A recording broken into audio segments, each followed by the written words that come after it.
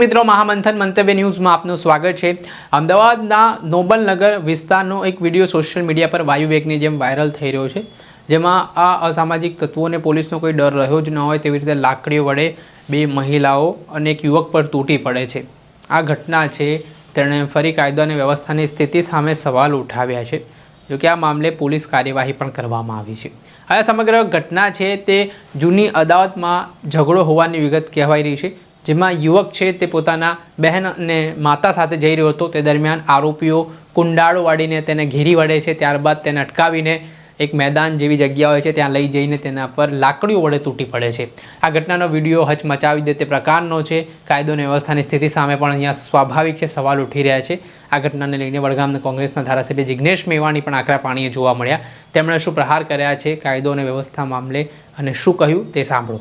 મિત્રો, ગઈકાલે મોડી રાત્રે અમદાવાદ શહેરના નોબલનગર વિસ્તારમાં કેટલાક લુખ્ખાઓએ, ગુંડાઓએ, અસામાજિક તત્વોએ બેરહેમીપૂર્વક લાકડીઓ, હોકીઓ, પાઇપોથી મહિલાઓને કૂટી નાખી।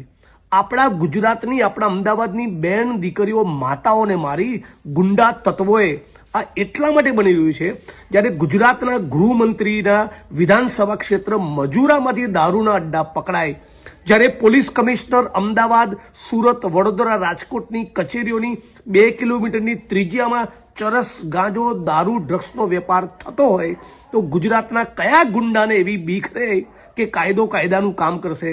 ગુજરાતના લુખ્ખા તત્વોમાં, અસામાજિક તત્વોમાં કાયદાનો કોઈ ખોફ જ નથી બચ્યો।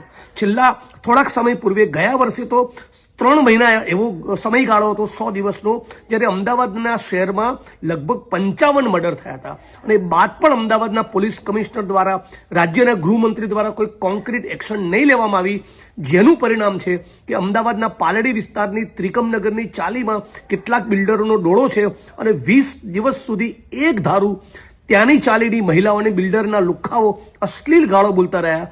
એનું જ પરિણામ છે કે નોબલનગરમાં ગઈકાલે આપણી બેન દીકરીઓ, માતાઓને ગુંડાઓએ, લુખ્ખાઓએ જાહેરમાં છડેચોક બેફામ મારી।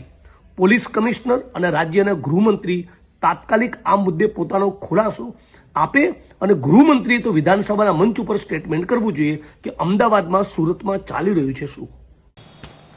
આપણે સાંભળ્યા હતા વડગામના કોંગ્રેસના ધારાસભ્ય જિગ્નેશ મેવાણી તો દ્વારા કહેવામાં આવી રહ્યું છે કે જે ગેરકાયદેસર પ્રવૃત્તિઓ ચાલી રહી છે તેમાં પોલીસ કોઈ કાર્યવાહી નથી કરતી, તેના કારણે આવા ગુંડાઓ અને અસામાજિક તત્વોને હિંમત મળતી હોય છે, બળ મળતો હોય છે અને તેને લઈને તેઓ સામાન્ય જનતા ઉપર આવી રીતે હિચકારો હુમલાઓ કરતા હોય છે।